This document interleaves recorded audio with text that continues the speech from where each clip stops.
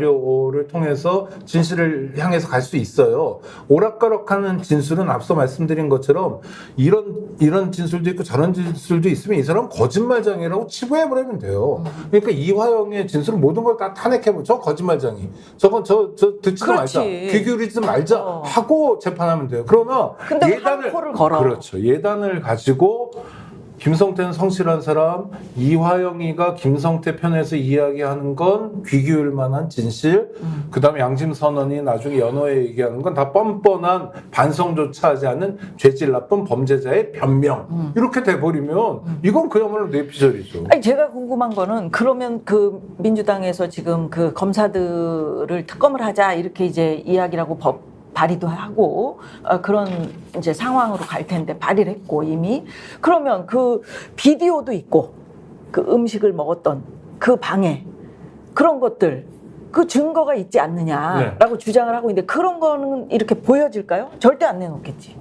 안 내놓지만 저는 일단 지금 민주당 야당에서 국정조사부터 하면 좋겠어요. 그래서 진짜 출정을 뭐 그 이화영 부지사가 주장하듯이 63회 했냐. 그 다음에 조서도 안 쓰면서 조사 시간이 386시간이었냐. 이런 거 아주 기계적인 기록이기 때문에 이런 기록을 조작할 정도로 용감하지는 않다고 보고요. 그 다음에 이런 기초 자료들을 가지고 뭐 구치소 소장도 있는 거고 보안과장도 있는 거고 뭐 개호 담당도 있는 거니까 하나하나 공무원들 불러서 그러니까 진실의 조각들을 찾아 나가는 작업들을 하면. 근데 자기들이 그 피해를 입을 텐데 뭐 그 사실대로 이야기하나요? 그러니까 그게 현실적으로 사실은 어려운 부분이 뭐냐면요.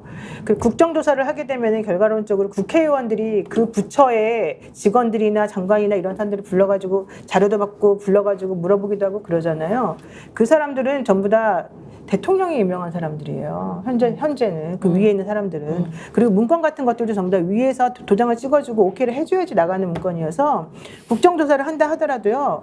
제대로 된 이 답변이 안 와요. 그 부처에서. 그래서 현실적으로 국정조사는 어렵다는 게 첫 번째 이유고요.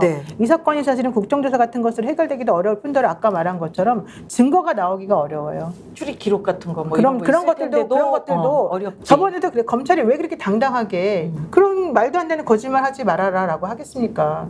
저희들이 예전에 이런 사건 많이 해봤지만 교도관 출정 기록 같은 거는 이제 나와요. 거기 보면 한두 명이 이걸 체크한 건 아니니까. 하지만 와가지고 검찰청에서 무엇을 했는지 실제 뭘 먹은 이런 것들에 대한 객관적인 증거들은 사실 하나도 안 나와 있어요. 아니 쌍방울 직원이 가져왔다는데 바로 그런 것도 있어. 봐봤자 뭐 그걸 이 사람들이 먹으면서 회유당했다는 게 가장 핵심인데 회유당했다고 하는 걸 어떻게 입증을 해요?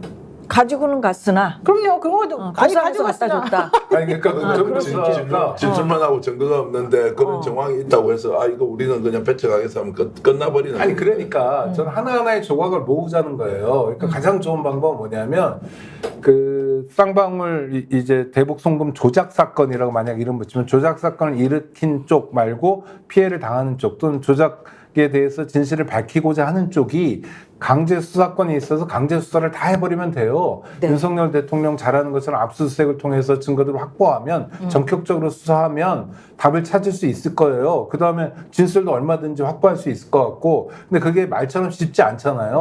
그러니까 특검법을 만들더라도 반드시 통과는 되더라도 거부권 또 행사할 거고 뭐 이런 상황이잖아요. 그러니까.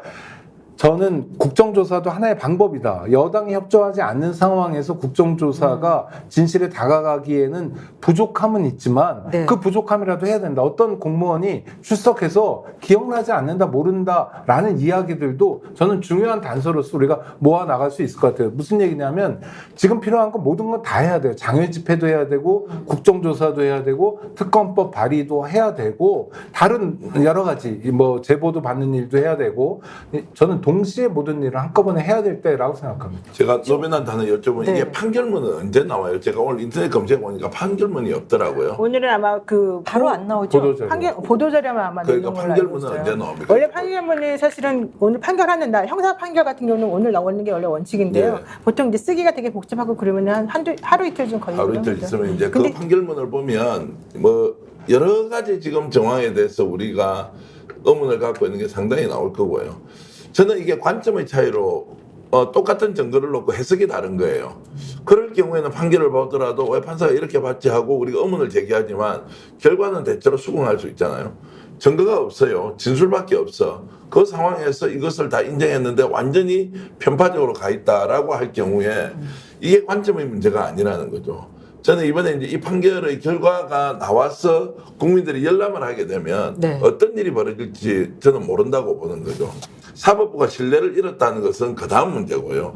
특정인을 죽이기 위해서 검찰이 나설 때 여기에 실제로 법원이 부역자 역할을 하면서 이놈 죽이자에 동참을 하고 그 결과가 적나라하게 만약에 판결문 안에 들어있으면 이게 어떻게 해야 됩니까? 그러면 이 판사 어떻게 해야 돼요? 법은 어떻게 해야 돼요? 지금은 그나마 대한민국이 유지 운영되는 것은 최종적으로 법원에서 뭔가 객관적이고 중립적이고 균형감 있는 판단을 해준다고 믿어왔잖아요. 네. 검찰은 그게 아예 아닌 줄 알았는데 근데 이것의 결과가 이제 법원도 믿을 수 없다. 이럴 때 어떻게 하냐고. 그러면 적대적 관계 또는 경쟁 관계에 있는 국민들끼리는 이제 어떻게 합니까? 우리 대화, 타협, 협상 안 되는데요? 너는 죽어야 되고 나는 살아야 되고 자 이렇게 그러면 이전 투구하는데 사법부가 최종의 보루의 그 위치를 포기해버리고 거기에서 특정인에게 편성한다. 나라가 끝난 거죠 이거는. 맞습니다. 국가 존립 근거를 만들어줘야 되거든요. 근데 그 근거를 허물어버리는 거죠. 그것도 법집행 공무원들이 흔들어버리는 거예요. 검찰이 흔든 지 되게 오래됐어요. 그래서 알 것 같아요. 어떻게 하는지도 알 것 같고. 그런데 법원마저도 지금 중심을 못 잡는 것 같다는 거예요. 물론 판결문이 공개돼야 정확히 알겠지만 수원지법의 보도자료로만 따라 읽어도 이해가 안 되는 거 투성이거든요. 그러니까 너무 예단과 편견이 심해요.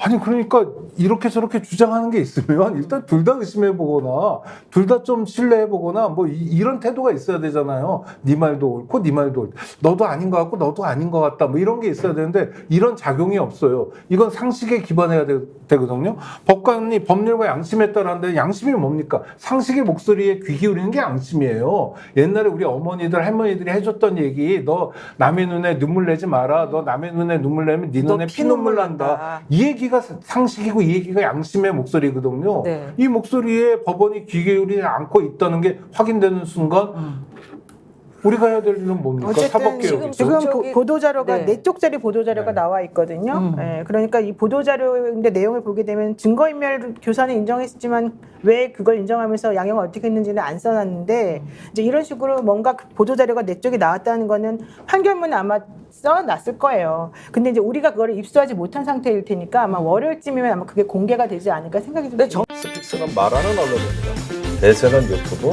그중에서 스픽스. 좋아요, 댓글, 구독, 알림 설정. 여러분이 저희를 사랑해 주시고 우리가 여러분을 사랑하는 4가지 방법입니다.